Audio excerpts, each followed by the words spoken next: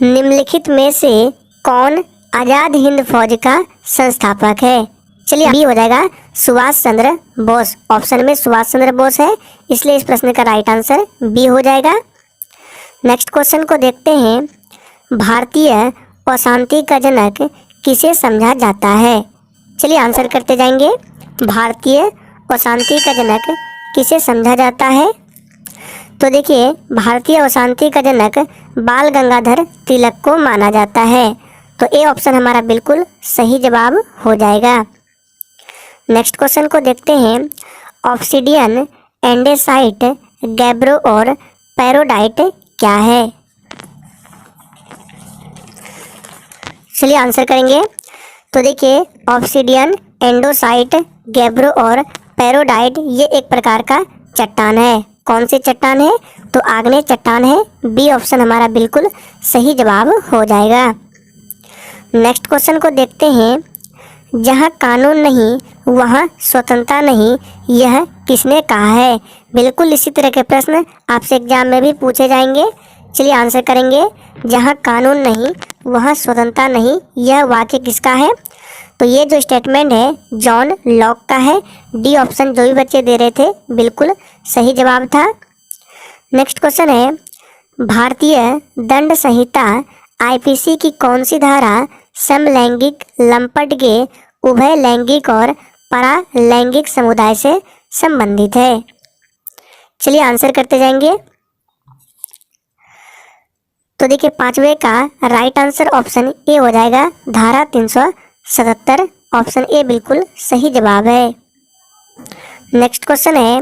निम्नलिखित में से क्या हम भारत के लोग इस वाक्य से शुरू होता है? यानी कि आपको बताना है कि निम्नलिखित में से जो है हम भारत के लोग, ये वाक्य कहाँ शुरू होता है? तो भारत के संविधान में। सी ऑप्शन हमारा बिल्कुल सही जवाब हो जाएगा। भारत के संविधान के प्रस्तावना में हम भारत के लोग, ये वाक्य शुरू होता है। नेक्स्ट क्वेश्चन को देखते हैं। सरकारिया आयोग किससे संबंधित है? ये प्रश्न आपके एग्जाम के लिए इम्पोर्टेंट है। चलिए आंसर बताएंगे। तो देखिए, सरकारिया आयोग जो है ये केंद्र राज्य से संबंधित है। ए ऑप्शन बिल्कुल सही जवाब हो जाएगा। और सरकारिया आयोग का गठन कब हुआ था? तो 1983 ईस्वी में सरकारिया आयोग का गठन किया गया था। नेक्स्ट क्वेश्चन को देखते हैं।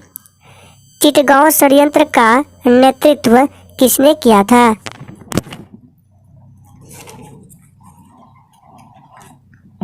चलिए, तो देखिए, चिटगांव षड्यंत्र का नेतृत्व जो है ये सूर्य सेन ने किया था। डी ऑप्शन सही जवाब है।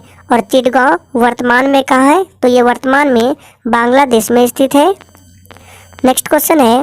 भारतीय रिजर्व बैंक का मुख्यालय कहाँ स्थित है? चलिए आंसर करते जाएंगे। प्रत्येक स्टूडेंट को लाइव चैट में आंसर देते जाना है।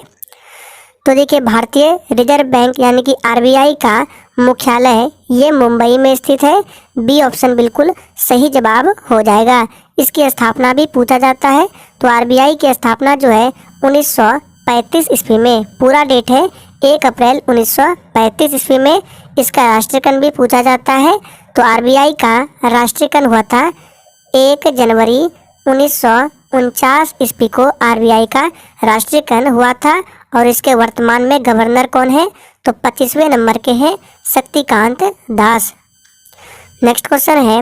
भारतीय रिजर्व बैंक का मुख्यालय कहाँ स्थित है? ये प्रश्न रिपीट हो चुका है।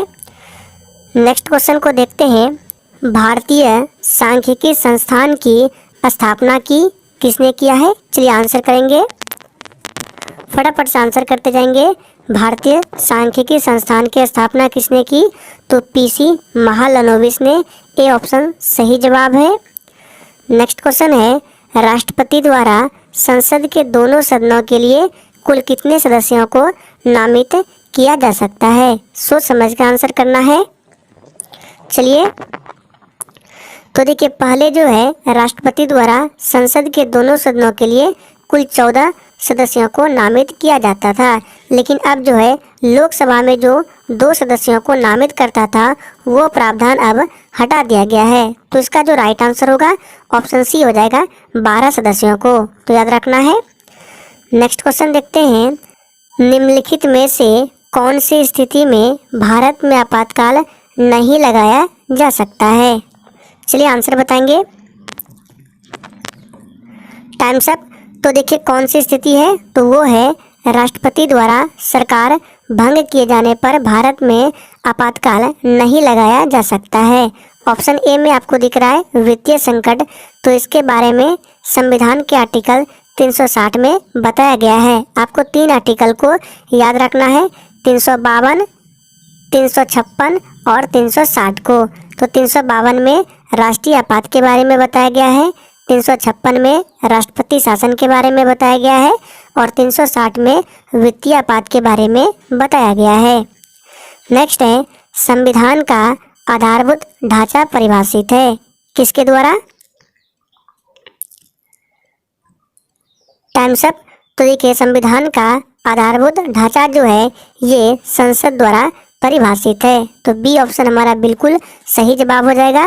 भारत के संविधान में संसद के बारे में आर्टिकल 79 में बताया गया है, 80 में राज्यसभा के बारे में और 81 में लोकसभा के बारे में बताया गया है। नेक्स्ट है, मौलिक अधिकारों के उल्लंघन के किसी मामले की सुनवाई की जा सकती है किसके द्वारा? सीधे।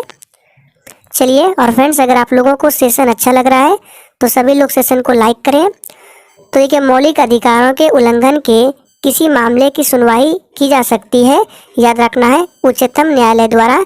सीधे सी ऑप्शन बिल्कुल सही जवाब हो जाएगा। और देखिए उच्चतम न्यायालय को मौलिक अधिकारों का रक्षक भी कहा जाता है। नेक्स्ट क्वेश्चन है, भारत के संविधान में संशोधन किए जा सकते हैं किसके द्वारा? अब देखिए यहाँ से आपके 3 प्रश्न बनते हैं कि भारत के संविधान में जो संशोधन होता है उसके बारे में संविधान के किस भाग में बताया गया है? तो याद रखना है 20 भाग में बताया गया है। अगर पूछे कि किस अनुच्छेद में बताया गया है तो 368 में। और संविधान संशोधन की जो प्रक्रिया है उसे किस देश से लिया गया है? तो दक्षिण अफ्रीका से लिया गया है। तीनों प्रश्नों को याद रखना है। तो यहाँ पे पूछा जा रहा है कि भारत के संविधान में संशोधन किए जा सकते हैं तो संसद द्वारा। सी ऑप्शन बिल्कुल सही जवाब है। नेक्स्ट क्वेश्चन है, विश्व का सबसे ऊंचा जलप्रपात कौन सा है? चलिए आंसर करेंगे, विश्व का सबसे ऊंचा जलप्रपात कौन सा है? तो साल्टो एंजल जलप्रपात जो है ये विश्व का सबसे ऊंचा जलप्रपात है। ये कहाँ पर है? तो वेनेजुएला में स्थित है, याद रखना है ये जलप्रपात जो है वेनेजुएला में है। अगर आपसे पूछे कि भारत में सबसे ऊंचा जलप्रपात कौन सा है तो यहाँ पे लिखते हैं जोग जलप्रपात। कौन सा? जोग जलप्रपात। इसी का दूसरा नाम है गरसोप्पा जलप्रपात, इसी का दूसरा नाम है महात्मा गांधी जलप्रपात। और ये कहाँ पर है? तो कर्नाटक राज्य में है, शरावती नदी पर। नेक्स्ट क्वेश्चन को देखते हैं, राज्य नीति के निर्देशक सिद्धांत है। चलिए आंसर करेंगे, राज्य नीति के निर्देशक सिद्धांत है। Times up. तो इस प्रश्न का सही जवाब क्या हो जाएगा? तो इसका राइट आंसर है ऑप्शन ए, कानून द्वारा लागू किए जाने योग्य। तो ऑप्शन ए बिल्कुल सही जवाब है। नेक्स्ट क्वेश्चन है, उच्चतम घनत्व वाला राष्ट्र कौन सा है? चलिए आंसर करेंगे, चीन, बांग्लादेश, भारत या फिर डी सिंगापुर। तो देखिए उच्चतम घनत्व वाला राष्ट्र है बांग्लादेश। बी ऑप्शन सही जवाब हो जाएगा। बांग्लादेश की राजधानी ढाका है, मुद्रा क्या है? टका है। नेक्स्ट क्वेश्चन है, बिहार राज्य में फिल्म की दुनिया की शुरुआत करने का श्रेय किसे दिया जाता है? चलिए आंसर करेंगे, बिहार राज्य में फिल्म की दुनिया की शुरुआत करने का श्रेय किसे दिया जाता है? तो ये दिया जाता है किसे? याद रखना है महाराजा भूपेंद्र नारायण सिंह को। सी ऑप्शन सही जवाब है। नेक्स्ट क्वेश्चन है, बिहार के पटना से संबंधित कौन सी कथन है? चलिए, तो देखिए अगर आप सभी कथन को सही से पढ़ेंगे तो इसका राइट आंसर डी हो जाएगा, सभी कथन सत्य है। यहाँ 1580 में अकबर ने टकसाल या मुद्रालय का गठन किया, बिल्कुल सही है। यहाँ स्थित माल सलामी मोहल्ला मुगल काल में व्यापारिक सामान माल पर चुंगी की वसूली का केंद्र था। और यहाँ धवलपुरा में शेर शाह की बनाई मस्जिद तथा सादत खान के पिता का मकबरा है। तो डी ऑप्शन हमारा बिल्कुल सही जवाब है।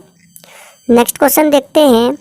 बिहार के वह मुख्यमंत्री जो सबसे अधिक अवधि तक मुख्यमंत्री पद पर रहे, नाम क्या है? फटाफट से आंसर करते जाएंगे। और जिसने अभी तक सेशन को लाइक नहीं किया है, सभी लोग सेशन को लाइक करें। तो देखिए उस मुख्यमंत्री का नाम है श्री कृष्ण सिंह। बी ऑप्शन बिल्कुल सही जवाब है। ये 1946 से 1961 तक इस पद पर रहे थे। नेक्स्ट क्वेश्चन को देखते हैं। राष्ट्रीय पशु स्वास्थ्य संस्थान कहाँ स्थित है? फटाफट से आंसर करते जाएंगे। राष्ट्रीय पशु स्वास्थ्य संस्थान कहाँ स्थित है? तो देखिए ये स्थित है बागपत में। बी ऑप्शन हमारा बिल्कुल सही जवाब है। करनाल को ध्यान रखना है, यहाँ पर राष्ट्रीय डेयरी अनुसंधान संस्थान है करनाल में। नेक्स्ट क्वेश्चन है।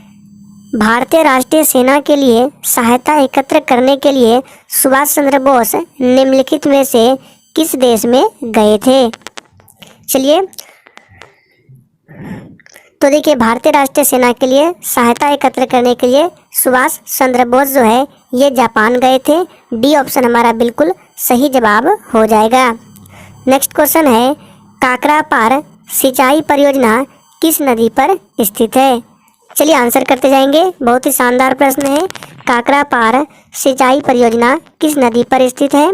तो देखिए ये जो है गुजरात में ताप्ती नदी पर स्थित है। बी ऑप्शन हमारा बिल्कुल सही जवाब हो जाएगा। नेक्स्ट क्वेश्चन है। भारतीय संविधान में नागरिकता के प्रावधान कब लागू किए गए? चलिए आंसर करेंगे। इम्पोर्टेंट प्रश्न है। भारतीय संविधान में नागरिकता के प्रावधान कब लागू किए गए?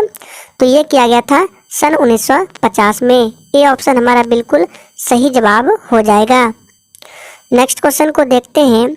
एल्युमिनियम परमाणु में इलेक्ट्रॉन का विन्यास क्या है? यानी कि आपको एल्युमिनियम का इलेक्ट्रॉनिक विन्यास बताना है। एल्युमिनियम का संकेत क्या होता है? Al होता है। परमाणु क्रमांक की बात करें तो 13 होता है। तो इसका इलेक्ट्रॉनिक विन्यास हो जाएगा 2, 8, 3 हो जाएगा। सोडियम का पूछा जाता है, बता देते हैं। तो सोडियम का संकेत Na होता है। परमाणु क्रमांक 11 होता है। इलेक्ट्रॉनिक विन्यास 2, 8, 1 और एक क्लोरीन का पूछा जाता है जिसका परमाणु क्रमांक 17 होता है और इलेक्ट्रॉनिक विन्यास 2, 8, 7 होता है। तो इन तीनों को ध्यान रखना है। तो यहाँ पे एल्युमिनियम का क्या हो जाएगा? 13 हो जाएगा। 2, 8, 3 ऑप्शन ए बिल्कुल सही जवाब हो जाएगा। नेक्स्ट क्वेश्चन देखिए। दो वस्तुओं के बीच गुरुत्वाकर्षण बल F है, ठीक है। यदि उनके बीच की दूरी आधी कर दी जाए तो यह बल क्या होगा? चलिए इस प्रश्न को सॉल्व करके बता देते हैं। तो आप सभी जानते हैं F समानुपाती क्या होता है? 1/r² होता है। तो हम देखिए यहाँ F1 मान लेते हैं। अब दूसरा क्या बोला जा रहा है कि उनके बीच की दूरी को आधी कर देंगे, यानी कि जो r है इसको r/2 कर देंगे। तो यहाँ पे फिर से लिख रहे हैं F2 समानुपाती क्या हो जाएगा? 1/r के जगह पे हम r/2 लिख रहे हैं क्योंकि इसकी दूरी को क्या करना है? आधी करना है। तो r/2 का स्क्वायर हो जाएगा। तो देखिए अगर इसको हम सॉल्व करेंगे तो क्या हो जाएगा? r²/4 होगा और इसको सॉल्व करने पर ऊपर आपका 4 आएगा, यानी कि 4F हो जाएगा राइट आंसर। आप लोग सॉल्व करके देखिएगा, आपको आंसर मिल जाएगा। नेक्स्ट क्वेश्चन को देखते हैं। टिंडल प्रभाव प्रकाश के खाली स्थान से संबंधित है। चलिए आंसर करेंगे। इंपॉर्टेंट प्रश्न है। टिंडल प्रभाव प्रकाश के से संबंधित है। तो ये जो संबंधित है प्रकीर्णन से संबंधित है। बी ऑप्शन बिल्कुल सही जवाब है। नेक्स्ट क्वेश्चन है। किसी विद्युत सर्किट के दो बिंदुओं के मध्य एक इकाई आवेश के स्थानांतरण में हुआ कार्य क्या कहलाता है? बिल्कुल आपको इसी तरह के प्रश्न एग्जाम में भी मिलेंगे। चलिए आंसर करेंगे। तो देखिए इसका सही जवाब हो जाएगा विभवांतर। याद कर लीजिए, ऑप्शन ए बिल्कुल सही जवाब है। नेक्स्ट क्वेश्चन है। सिलिकॉन क्या है? अर्धचालक, विद्युत रोधक, कुचालक या चालक है? तो देखिए सिलिकॉन जो है ये एक प्रकार का अर्धचालक है। तो ए ऑप्शन हमारा बिल्कुल सही जवाब हो जाएगा। नेक्स्ट क्वेश्चन है। आणविक कक्षा का अभिन्यास किससे नियंत्रित होता है? फटाफट से आंसर करते जाएंगे।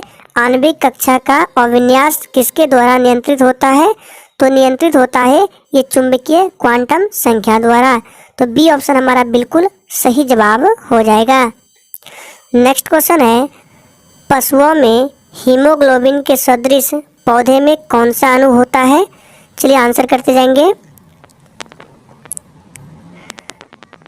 Times up. तो देखिए पशुओं में हीमोग्लोबिन के सदृश पौधे में साइटोक्रोम होते हैं। ए ऑप्शन बिल्कुल सही जवाब है। नेक्स्ट क्वेश्चन है, करक्यूमिक किससे पृथक किया जाता है? और देखिए ये जो करक्यूमिक है यह हल्दी में पाया जाता है और इसी के कारण हल्दी का रंग पीला होता है और यह पृथक होता है हल्दी से। बी ऑप्शन सही जवाब है। नेक्स्ट है, जिस प्रक्रिया के माध्यम से अतिरिक्त प्रकाश ऊर्जा प्रकाश संश्लेषण में छितरा जाती है उस प्रक्रिया को क्या कहा जाता है? चलिए आंसर करेंगे। तो देखिए उस प्रक्रिया को समन कहा जाता है। नेक्स्ट है, पौधे किसकी अधिकता के कारण मुरझाने लगते हैं?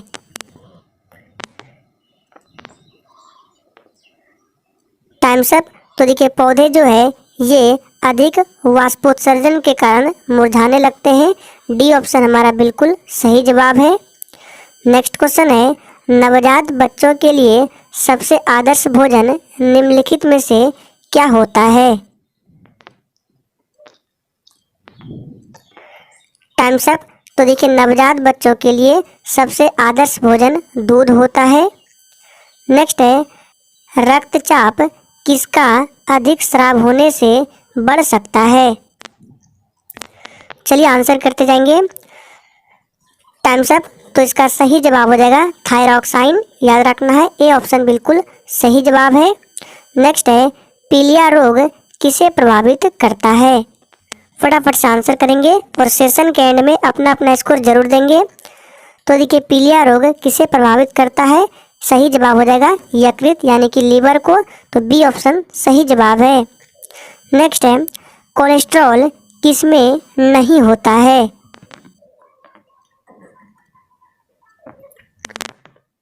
Times up.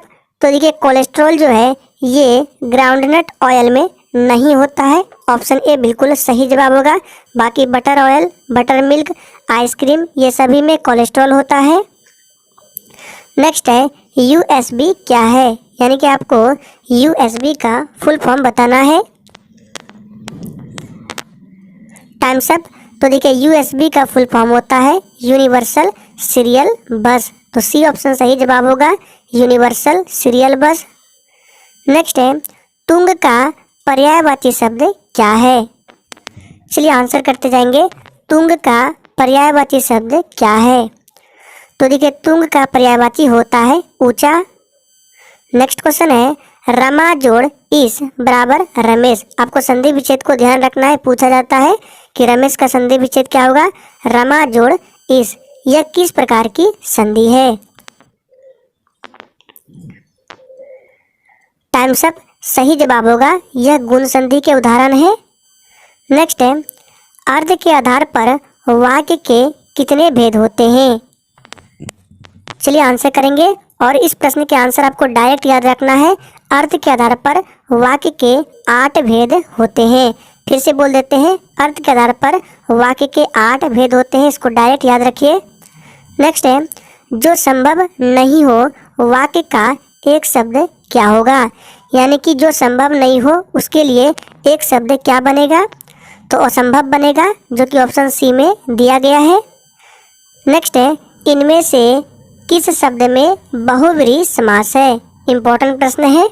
और देखिए बहुव्रीहि समास का परिभाषा क्या है कि जो समासिक शब्द एक विशेष अर्थ को बतलावे उसे बहुव्रीहि समास कहते हैं। तो इसका सही जवाब होगा पंकज। पंकज का मतलब क्या होता है? कीचड़ में जन्म लेने वाला। तो कीचड़ में कौन होता है? कमल होता है। तो यहाँ एक विशेष अर्थ को बता रहा है। तो इसका राइट आंसर ऑप्शन ए के साथ चला जाएगा, ध्यान रखना है। नेक्स्ट है, वल्लभ भाई पटेल को सरदार की उपाधि किसने दी थी? चलिए आंसर करते जाएंगे। Times up. तो देखिए वल्लभ भाई पटेल को सरदार की उपाधि बारदोली की महिलाओं ने दिया था। सी ऑप्शन बिल्कुल सही जवाब हो जाएगा। बारदोली सत्याग्रह कब हुआ था? तो 1928 ईस्वी में हुआ था और इसका नेतृत्व किसने किया था? तो सरदार वल्लभ भाई पटेल ने। नेक्स्ट है, संविधान के किस धारा यानी कि अनुच्छेद के तहत कोई भी व्यक्ति मूलभूत अधिकारों के हनन का मामला सीधे उच्चतम न्यायालय में उठा सकता है? चलिए आंसर करेंगे। तो कौन सा आर्टिकल है? याद रखना है आर्टिकल 32, और इसे भी याद रखना है आर्टिकल 32 को डॉक्टर भीमराव अंबेडकर ने संविधान की आत्मा भी कहा है। नेक्स्ट है, भारत में बाहरी आक्रमण अथवा सशस्त्र विद्रोह के कारण भारत के राष्ट्रपति द्वारा राष्ट्रीय आपातकाल की घोषणा किसके अंतर्गत की गई है? तो यानी कि प्रश्न का कहने का मतलब है कि राष्ट्रीय आपातकाल के बारे में संविधान के किस अनुच्छेद में बताया गया है? तो ये बताया गया है अनुच्छेद 352 में। 356 में राष्ट्रपति शासन है, 360 में वित्तीय आपात है और अनुच्छेद 368 में संविधान संशोधन की प्रक्रिया है। नेक्स्ट है, सामुदायिक विकास कार्यक्रम का प्रारंभ किस वर्ष किया गया? फटाफट से आंसर करेंगे। Times up. तो देखिए, सामुदायिक विकास कार्यक्रम का प्रारंभ 1952 में किया गया। बी ऑप्शन हमारा बिल्कुल सही जवाब हो जाएगा।